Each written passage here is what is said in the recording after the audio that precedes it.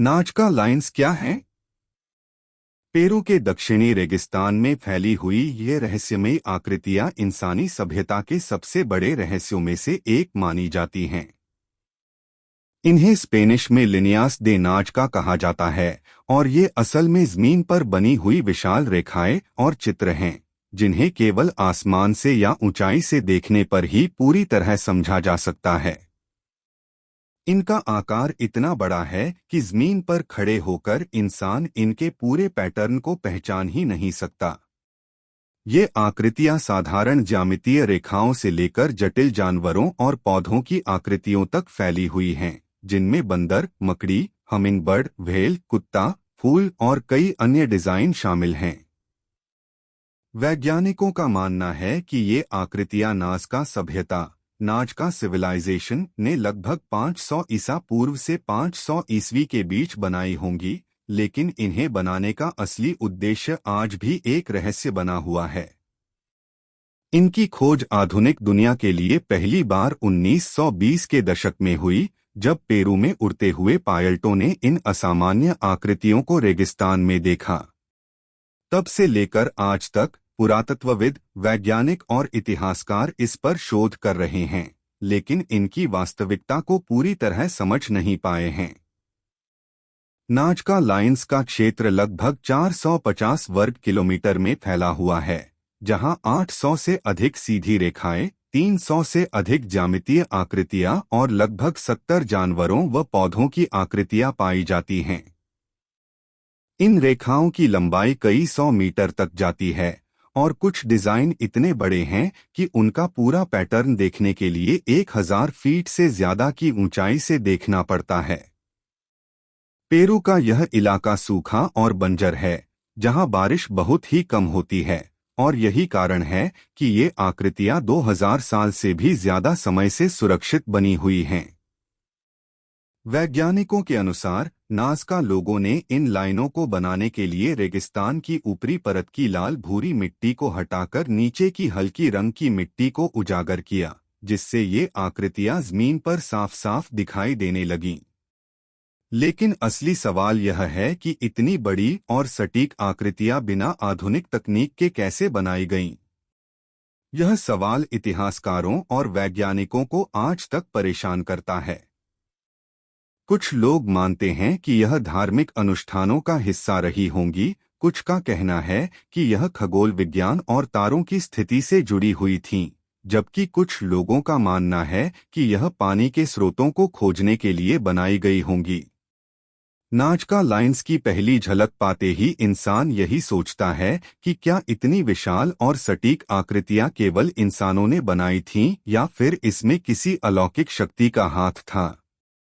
यही रहस्य नाजका लाइन्स को दुनिया की सबसे चर्चित पुरातात्विक खोजों में से एक बनाता है और इसी कारण यह यूनेस्को विश्व धरोहर स्थल के रूप में भी शामिल है। नाजका लाइन्स की खोज आधुनिक दुनिया के लिए 20वीं शताब्दी की शुरुआत में हुई, लेकिन असल में ये आकृतियां वहां हजारों साल से पड़ी थीं और स्थानीय लोग इन्हें जानते थे, पर उनकी महत्ता को समझना आसान नहीं था।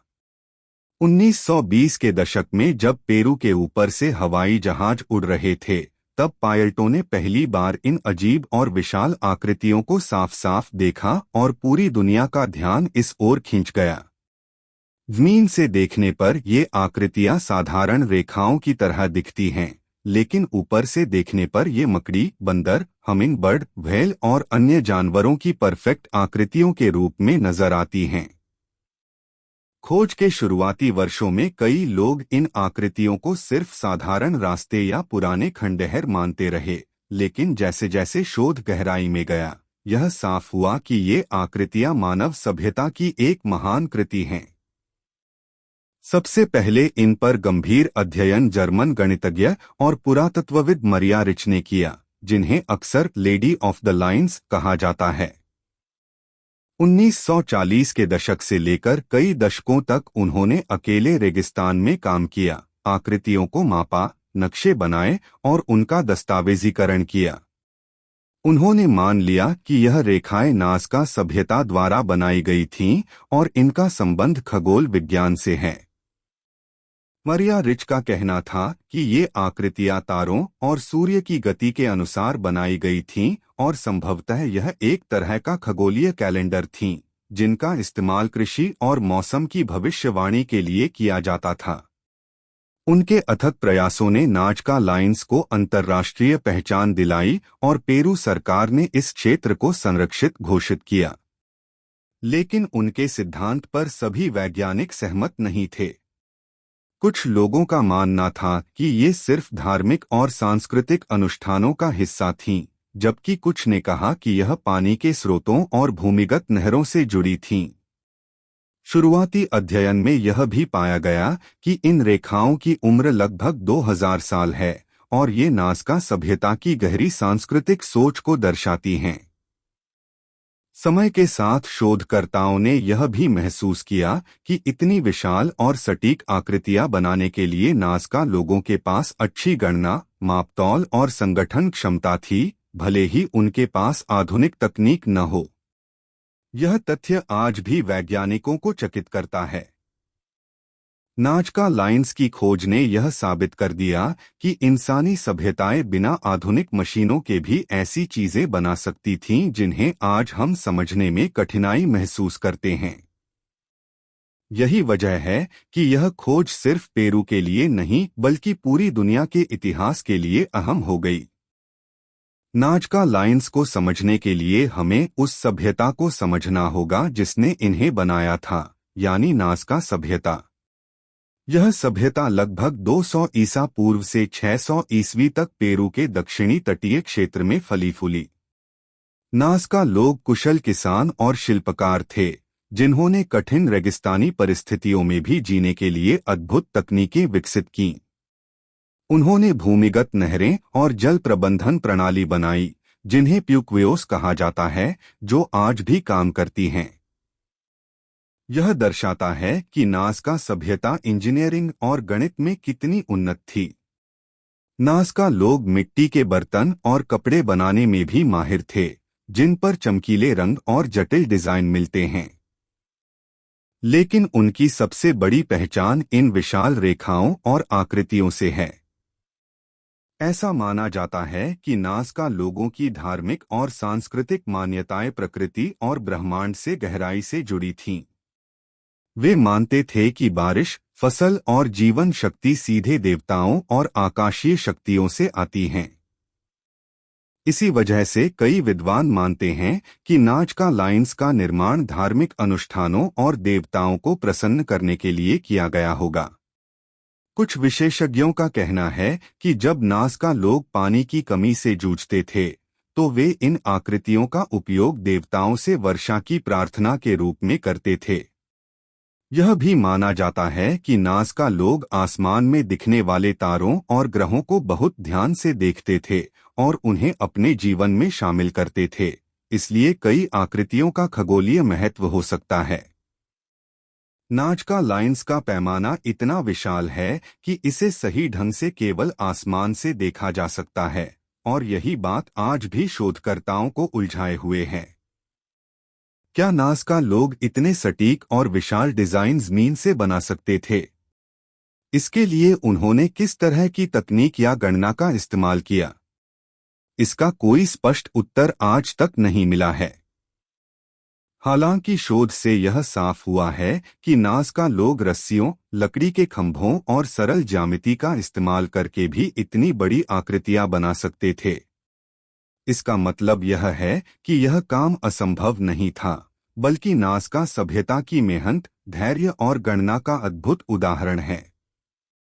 इस सभ्यता का योगदान सिर्फ इन रेखाओं तक सीमित नहीं था, बल्कि उनकी कला, संस्कृति और धार्मिक मान्यताएं भी इंसानी इतिहास में एक अनोखा अध्याय जोड़ती हैं।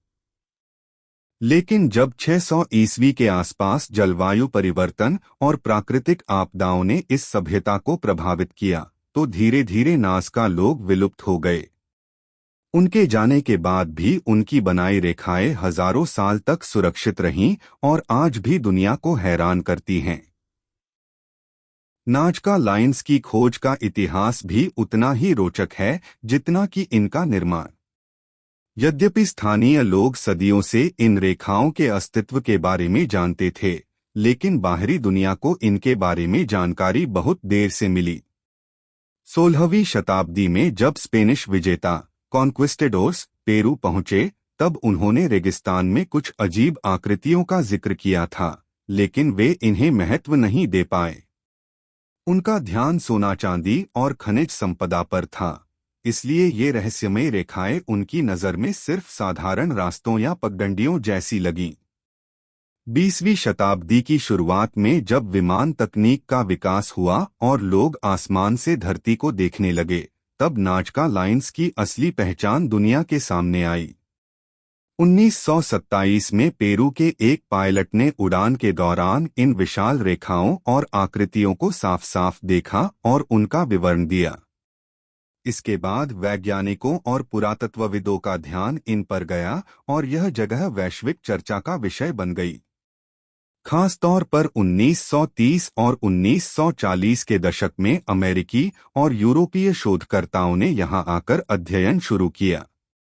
इस दौरान नाज़का सभ्यता की कला और संस्कृति के साथ साथ इन रहस्यमय आकृतियों की बारीकियां भी दर्ज की गईं।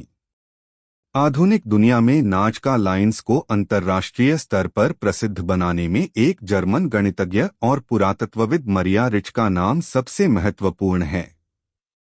1940 के दशक से लेकर अपने पूरे जीवन तक उन्होंने नाजका लाइन्स का अध्ययन किया।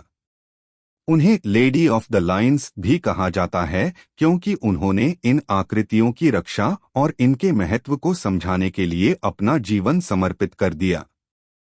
मरिया रिच का मानना था कि ये रेखाएं और आकृतियां वास्तव में एक खगोलीय कैलेंडर थीं, जिनका इस्तेमाल नाज़का लोग तारों और मौसम की स्थिति जानने के लिए करते थे। उन्होंने नक्शे बनाए, फोटोग्राफ खींचे और सरकार से लगातार आग्रह किया कि इन रहस्यमय रेखाओं को बचाया जाए। उनके अथक प्रयासों की वजह से आज नाजका lines UNESCO world heritage site के रूप में संरक्षित हैं। इस खोज ने न केवल पेरू की सांस्कृतिक धरोहर को वैश्विक पहचान दिलाई, बल्कि पूरे विश्व को यह सोचने पर मजबूर कर दिया कि प्राचीन सभ्यताएं हमारी अपेक्षा से कहीं अधिक उन्नत थीं। 20वीं शताब्दी के बाद से नाजका लाइन्स पर्यटन और शोध का बड़ा केंद्र बन गए और हजारों लोग हर साल इन्हें देखने आते हैं। यह कहना गलत नहीं होगा कि यदि विमान और आधुनिक तकनीक का विकास नहीं हुआ होता, तो शायद आज भी नाजका लाइन्स केवल एक स्थानीय रहस्य बने रहते। नाजका लाइन्स पर वैज्ञानिक अध्ययन 20वीं शताब्दी के मध्य से लगातार जारी है और हर नए शोध ने इनके रहस्य को और गहराई दी है। जब पहली बार इन रेखाओं और आकृतियों की वैज्ञानिक तरीके से जांच शुरू हुई, तो मुख्य प्रश्न यह था कि इतनी विशाल रेखाएं बिना किसी आधुनिक तकनीक के आखिर कैसे बनाई गई होंगी। वैज्ञानिकों ने उपग्रह चित्रों, ड्रोन सर्वे और लेजर स्कैनिंग जैसी आधुनिक तकनीकों का इस्तेमाल करके नाजका लाइन्स का नक्शा तैयार किया। इस शोध से पता चला कि ये रेखाएं पत्थरों और मिट्टी की ऊपरी सतह को हटाकर नीचे की हल्की रंग वाली मिट्टी को उजागर करने से बनी हैं। यानी नाज़का लोगों ने साधारण औजारों का इस्तेमाल करके बड़े पैमाने पर इन आकृतियों को बनाने की योजना बनाई थी। एक और महत्वपूर्ण पहलू यह है कि ये रेखाएं इतनी सटीक और सीधी हैं कि वैज्ञानिकों ने अनुमान लगाया कि प्राचीन लोग किसी प्रकार की साधारण मापने की तकनीक और रस्सियों का प्रयोग करते होंगे। हाल के वर्षों में किए गए रिसर्च से यह भी पता चला कि कुछ आकृतियां सिर्फ जमीन से देखने के लिए नहीं, बल्कि आसमान से देखने के लिए डिजाइन की गई थीं। इस बात ने यह प्रश्न और गहरा कर दिया कि आखिर एक ऐसी सभ्यता जिसके पास हवाई जहाज जैसी कोई तकनीक नहीं थी, उसने आकाश से दिखने वाली इतनी विशाल कला क्यों बनाई। वैज्ञानिकों ने यह भी खोजा कि कई आकृतियां खगोलशास्त्र से जुड़ी हुई हैं। उदाहरण के लिए कुछ रेखाएं सूर्य के उदय और अस्त होने की दिशा के साथ पूरी तरह मेल खाती हैं। इससे यह निष्कर्ष निकाला गया कि संभवतः इन रेखाओं का इस्तेमाल कृषि कैलेंडर बनाने के लिए किया जाता होगा, ताकि यह पता चल सके कि किस समय बुवाई और फसल कटाई करनी है। एक और महत्वपूर्ण अध्ययन ने यह दिखाया कि नाजका लाइन्स का संबंध जल स्रोतों से भी हो सकता है। पेरू के रेगिस्तानी क्षेत्र में पानी सबसे कीमती संसाधन था और कई शोधकर्ताओं का मानना है कि ये रेखाएं और आकृतियां भूमिगत जलधाराओं या कुओं की दिशा को दर्शाती होंगी। हाल के वर्षों में जापानी और पेरुवियन वैज्ञानिकों की टीम ने उपग्रह डेटा और जियोग्राफिक इंफॉर्मेशन सिस्टम (जीआईएस) का प्रयोग करके नई नई आकृतियों को भी खोजा है। 2018 में वैज्ञानिकों ने दर्जनों नई आकृतियों का पता लगाया, जिनमें इंसानों, जानवरों और पक्षियों जैसी आकृतियां शामिल थीं। ये आकृतियां पहले कभी दर्ज नहीं की गई थीं और यह दिखाता है कि नाजका लाइन्स का दायरा अब तक हमारी जानकारी से कहीं बड़ा है। आधुनिक रिसर्च में एक और रोचक पहलू यह भी सामने आया कि इन आकृतियों को बनाने में सिर्फ कला का उद्देश्य नहीं था, बल्कि धार्मिक और सामाजिक महत्व भी जुड़ा हुआ था। नाजका लोग प्रकृति और देवताओं की पूजा करते थे और संभव है कि ये विशाल आकृतियां देवताओं के लिए बनाए गए संकेत हों। हालांकि वैज्ञानिक यह मानते हैं कि नाजका लाइन्स का रहस्य अभी भी पूरी तरह सुलझा नहीं है।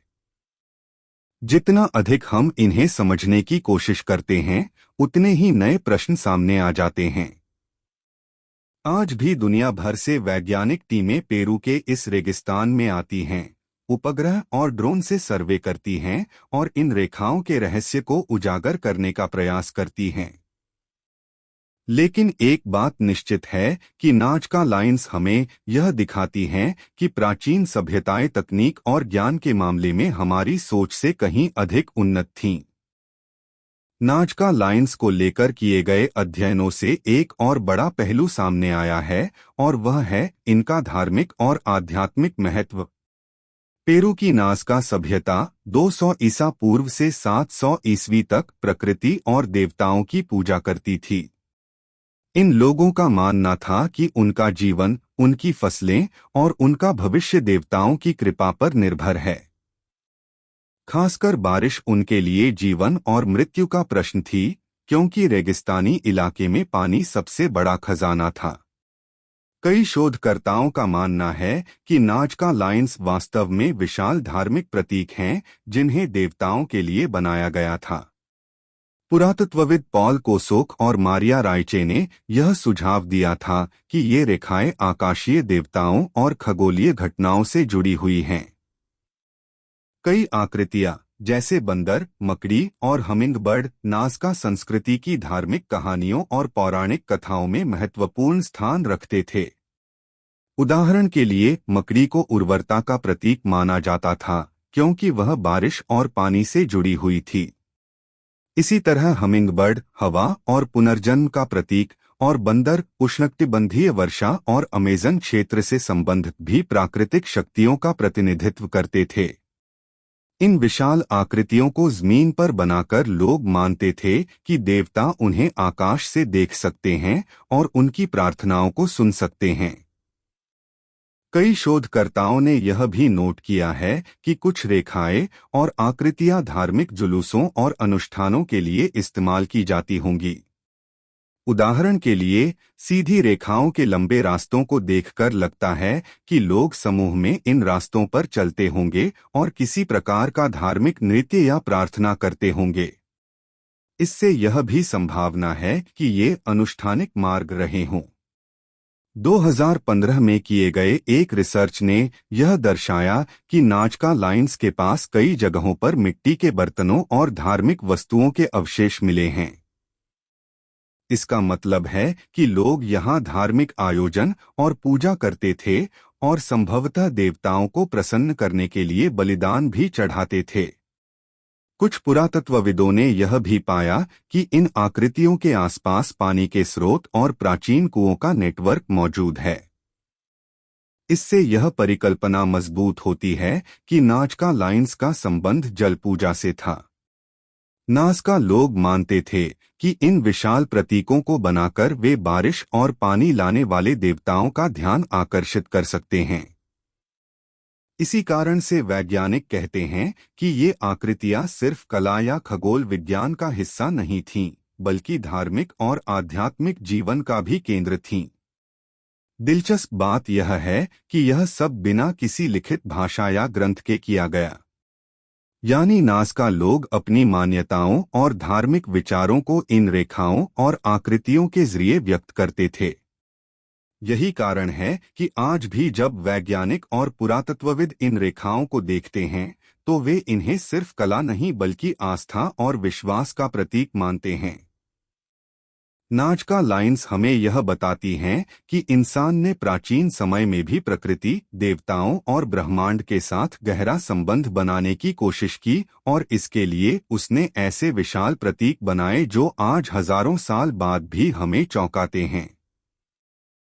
नाज़का लाइंस को समझने के लिए वैज्ञानिकों और शोधकर्ताओं ने सबसे ज्यादा जिस दृष्टिकोण पर काम किया है वह है खगोल विज्ञान यानी एस्ट्रोनॉमी से जुड़ा रहस्य। सबसे पहले 1940 और 1950 के दशक में पॉल कोसोक और बाद में मारिया राइचे ने यह विचार रखा कि ये रेखाएं सिर्फ चित्र या धार्मिक प्रतीक नहीं हैं, बल्कि इनका गहरा संबंध आकाश और तारों से है। उन्होंने नोट किया कि कई सीधी रेखाएं सूरज के उगने और डूबने की दिशा से मेल खाती हैं, खासकर ग्रीष्म और शीत संक्रांति के समय। कुछ रेखाएं ऐसे बनाई गई हैं कि वे चंद्रमा और तारों की विशेष स्थितियों से मेल खाती हैं। इसका मतलब यह हो सकता है कि नाज़का लोग इन विशाल रेखाओं का इस्तेमाल कैलेंडर या खगोलीय मानचित्र की तरह करते थे, यानी ये रेखाएं आकाशीय घटनाओं जैसे बारिश का मौसम, फसल काटने का समय या अनुष्ठानों के सही अवसर को पहचानने के लिए मार्गदर्शन देती थीं। उदाहरण के लिए मकड़ी की आकृति उर्वरता और पानी से जुड़ी थी, तो यह बरसात के मौसम से मेल खा सकती है। इसी तरह हमिंगबर्ड और बंदर जैसी आकृतियां उन क्षेत्रों से जुड़ी थीं जहां से नाज़का लोग बारिश और पानी की उम्मीद करते थे। दिलचस्प बात यह है कि वैज्ञानिकों ने पाया कि कुछ रेखाएं ठीक उन्हीं दिशाओं में बनाई गई हैं जहां से वर्षा लाने वाले बादल आते थे। इससे पता चलता है कि यह सिर्फ धार्मिक विश्वास नहीं बल्कि खगोल और प्रकृति के गहरे ज्ञान पर आधारित था। कई आधुनिक शोधकर्ताओं ने भी उपग्रह तस्वीरों और कंप्यूटर विश्लेषण का इस्तेमाल करके यह साबित किया है कि नाज़का लाइंस खगोलीय नक्शे से मेल खाते हैं। लेकिन आलोचक यह तर्क देते हैं कि इतनी सारी रेखाओं में से कुछ का तारों और सूर्य से मेल खा जाना सिर्फ एक संयोग भी हो सकता है। फिर भी यह सच है कि नाज़का सभ्यता प्रकृति और आकाशीय शक्तियों के साथ गहराई से जुड़ी हुई थी और उनके पास खगोलीय ज्ञान था। उनकी पूरी जीवन शैली पानी और मौसम पर निर्भर थी और खगोल विज्ञान इन दोनों को समझने का सबसे बड़ा साधन था। इसीलिए माना जाता है कि नाज़का लाइंस सिर्फ जमीन पर बने चित्र नहीं बल्कि एक तरह का विशाल ऑब्जर्वेटरी वेधशाला थीं, जहां से लोग आकाश की हरकतों और मौसमी बदलावों को समझते थे। यही कारण है कि आज भी कई वैज्ञानिक नाज़का लाइंस को खगोलीय रहस्य के रूप में देखते हैं और मानते हैं कि ये रेखाएं हमें यह बताती हैं कि इंसान ने हजारों साल पहले बिना आधुनिक उपकरणों के भी आकाश और ब्रह्मांड को समझने की कोशिश की थी। नाज़का लाइंस को लेकर एक और बहुत ही महत्वपूर्ण और वैज्ञानिक रूप से मजबूत सिद्धांत है कि इनका गहरा संबंध पानी और सिंचाई व्यवस्था से है, क्योंकि नाज़का सभ्यता जिस क्षेत्र में बसी थी वह दक्षिण पेरू का बेहद शुष्क रेगिस्तानी इलाका था, जहां साल भर बारिश बहुत ही कम होती थी। शोधकर्ताओं का मानना है कि नाज़का लोग अपने अस्तित्व के लिए पूरी तरह पानी पर निर्भर थे और उन्होंने इस प्राकृतिक चुनौती से निपटने के लिए जमीन पर विशाल ज्यामितीय आकृतियां और सीधी रेखाएं बनाई होंगी। कई वैज्ञानिक अध्ययनों ने पाया है कि ये रेखाएं अक्सर भूमिगत जल स्रोतों यानी एक्विफर्स की दिशा और स्थान को दर्शाती हैं। दूसरे शब्दों में कहें तो नाज़का लाइंस केवल धार्मिक या खगोलीय संकेत नहीं बल्कि पानी खोजने का एक प्राचीन नक्शा भी हो सकते हैं। इसके समर्थन में पुरातत्वविदों ने यह पाया है कि कई रेखाएं सीधे उन जगहों तक जाती हैं जहां पर भूमिगत जल चैनल यानी प्यूक्वियोस मौजूद थे। प्यूक्वियोस एक जटिल हाइड्रोलिक सिस्टम था जिसे नाज़का सभ्यता ने पानी को संग्रहित करने और खेती के लिए इस्तेमाल करने के लिए बनाया था। माना जाता है कि नाज़का लाइन्स शायद उन जल स्रोतों तक पहुंचने का रास्ता दिखाने के लिए बनाए गए थे या फिर यह उनके धार्मिक अनुष्ठानों का हिस्सा थे जिनके माध्यम से वे देवताओं से पानी की प्रार्थना करते थे।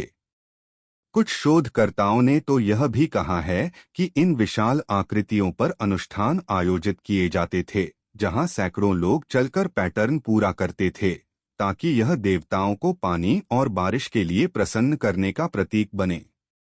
इस सिद्धांत को इस बात से भी मजबूती मिलती है कि कई चित्र जैसे मकड़ी, बंदर और हमिंगबर्ड सीधे तौर पर उर्वरता और पानी से जुड़े प्रतीक हैं। उदाहरण के लिए मकड़ी का संबंध बारिश से होता है क्योंकि मकड़ी अक्सर बारिश के मौसम में दिखाई देती है। इसी तरह हमिंगबर्ड दक्षिण अमेरिका में बारिश और फूलों से जुड़ा जीव है। इसका मतलब यह हो सकता है कि नाज़का लाइन्स धार्मिक और व्यावहारिक दोनों तरह से पानी के महत्व को दर्शाते थे। वैज्ञानिक दृष्टि से देखें तो नाज़का लोग बेहद उन्नत हाइड्रोलिक इंजीनियर थे और उन्होंने अपने पर्यावरण के अनुरूप समाधान खोजे। इसीलिए यह मानना गलत नहीं होगा कि नाज़का लाइन्स पानी की पूजा और उसकी खोज दोनों के प्रतीक थे। हालांकि इस पर सभी विद्वान एकमत नहीं हैं, लेकिन पानी के महत्व को देखते हुए यह सिद्धांत बेहद तर्कसंगत लगता है और नाज़का सभ्यता के जीवन और अस्तित्व को समझने में महत्वपूर्ण भूमिका निभाता है। नाज़का लाइन्स के रहस्य को समझने में एक और बेहद महत्वपूर्ण दृष्टिकोण है इनका धार्मिक और अनुष्ठानिक महत्व, जिसे लेकर पुरातत्वविदों और मानवविज्ञानियों ने कई दशकों तक अध्ययन किया है। नाज़का सभ्यता धार्मिक रूप से बेहद समृद्ध थी और उनका जीवन प्रकृति, देवताओं और ब्रह्मांड की शक्तियों से गहराई से जुड़ा हुआ था। माना जाता है कि नाज़का लाइन्स केवल आकृतियां नहीं थीं, बल्कि देवताओं से संवाद करने का माध्यम थीं। चूंकि यह इलाका अत्यधिक शुष्क था और बारिश यहाँ बहुत कम होती थी, इसलिए नाज़का लोग अपने देवताओं से पानी, उर्वरता और अच्छी फसल के लिए प्रार्थना करते थे। कई विद्वानों का मानना है कि ये विशाल रेखाएं वास्तव में धार्मिक मार्ग, रिचुअल पाथवेज थीं, जिन पर लोग चलते हुए पूजा और अनुष्ठान करते थे। उदाहरण के लिए बड़ी सीधी रेखाएं इस बात का संकेत हो सकती हैं कि यहाँ पर जुलूस या सामूहिक प्रार्थना की जाती थी। कुछ शोधकर्ताओं ने यह भी सुझाव दिया है कि नाज़का लोग इन आकृतियों पर नृत्य या अन्य धार्मिक गतिविधियां करते थे ताकि आकाश में बैठे देवता इन्हें ऊपर से देख सकें और उनकी प्रार्थना स्वीकार करें। इस बात का सबूत भी मिलता है कि कुछ रेखाओं के किनारों पर टूटी हुई मिट्टी के बर्तन और धार्मिक वस्तुएं मिली हैं, जिन्हें बलिया प्रसाद के रूप में इस्तेमाल किया गया होगा। इसके अलावा कई आकृतियों जैसे बंदर, मकड़ी और हमिंगबर्ड का गहरा प्रतीकात्मक महत्व है। मकड़ी को पानी और बारिश से जोड़ा जाता है, बंदर को अमेज़न क्षेत्र और उसकी नमी से, जबकि हमिंगबर्ड फूलों और पुनर्जन्म का प्रतीक है। इन सबका संबंध सीधे उर्वरता और जीवन से है। इसका मतलब यह हुआ कि नाज़का लाइन्स वास्तव में धरती पर बने धार्मिक प्रतीक थे जो देवताओं को प्रसन्न करने और जीवनदायिनी शक्तियों को आमंत्रित करने के लिए बनाए गए थे। एक और दिलचस्प पहलू यह है कि नाज़का लाइन्स केवल धार्मिक प्रतीक नहीं बल्कि सामूहिक पहचान का भी हिस्सा हो सकते थे, यानी यह नाज़का सभ्यता के लोगों को एक साथ जोड़ने वाला सांस्कृतिक और आध्यात्मिक धागा था। जब पूरी सभ्यता सूखे और कठिन पर्यावरणीय परिस्थितियों से जूझ रही थी, तब इस तरह के अनुष्ठान उन्हें न केवल देवताओं से आशा देते थे बल्कि सामूहिक एकता और शक्ति का भी एहसास कराते थे। यही कारण है कि कई विशेषज्ञ मानते हैं कि नाज़का लाइन्स को केवल खगोलीय या व्यावहारिक दृष्टिकोण से नहीं बल्कि धार्मिक और आध्यात्मिक दृष्टिकोण से भी देखना चाहिए। कुल मिलाकर यह कहा जा सकता है कि नाजका लाइन्स एक विशाल धार्मिक मंच की तरह थे, जहां धरती और आकाश को जोड़ने का प्रयास किया गया और जहां इंसान अपनी सीमाओं को पार करके किसी बड़ी शक्ति से जुड़ने की कोशिश करता था। नाजका लाइन्स के रहस्य को पूरी तरह से समझने के लिए आधुनिक विज्ञान ने भी इस पर गहन शोध किया है और इसके पीछे की तकनीकी और भूगर्भीय वजहों को जानने की कोशिश की है। वैज्ञानिकों ने उपग्रह चित्रों, ड्रोन तकनीक और 3D स्कैनिंग का इस्तेमाल करके यह पता लगाया कि ये रेखाएं कितनी सटीक और विशाल हैं और इन्हें बनाने में इस्तेमाल की गई तकनीक वास्तव में अत्यंत उन्नत थी। उदाहरण के लिए, लंबी और सीधी रेखाओं को इतनी सटीकता से बनाना कि वे कई किलोमीटर दूर से भी बिल्कुल सीधी दिखें, यह सामान्य मानव क्षमता से बाहर लगता है। इसके अलावा आकृतियों की प्रोपोर्शनैलिटी और सिमेट्री इतनी परफेक्ट है कि यह कई आधुनिक इंजीनियरिंग उपकरणों की मदद के बिना संभव नहीं लगती। वैज्ञानिकों ने यह भी अध्ययन किया कि नाजका लाइन्स बनाने के लिए उन्होंने मिट्टी की ऊपरी परत को हटाकर गहरी, हल्की रंग की मिट्टी को बाहर निकाला, जिससे रेखाएं स्पष्ट दिखाई दें। यह तकनीक इतनी टिकाऊ थी कि 1500 साल बाद भी वे आज तक बरकरार हैं। इसके अलावा भूगर्भीय अध्ययन से यह पता चला है कि इस क्षेत्र की जलवायु और मिट्टी की संरचना लाइन्स को लंबे समय तक संरक्षित रखने में मददगार रही। नाजका इलाके की रेत और कठोर मिट्टी लाइन्स को प्राकृतिक नुकसान से बचाती रही और भारी बारिश तथा प्राकृतिक आपदाओं के बावजूद ये सुरक्षित रहीं। कई वैज्ञानिक यह मानते हैं कि लाइन्स सिर्फ धार्मिक या सांस्कृतिक प्रतीक नहीं थे, बल्कि यह सभ्यता की वैज्ञानिक समझ और खगोलीय ज्ञान का भी प्रतीक हैं। कुछ शोधकर्ताओं ने यह सुझाव दिया कि लाइन्स को एक प्रकार के एस्ट्रोनॉमिकल कैलेंडर के रूप में भी देखा जा सकता है, क्योंकि कई रेखाएं सूरज, चांद और प्रमुख तारों के मार्ग के साथ अलाइन होती हैं।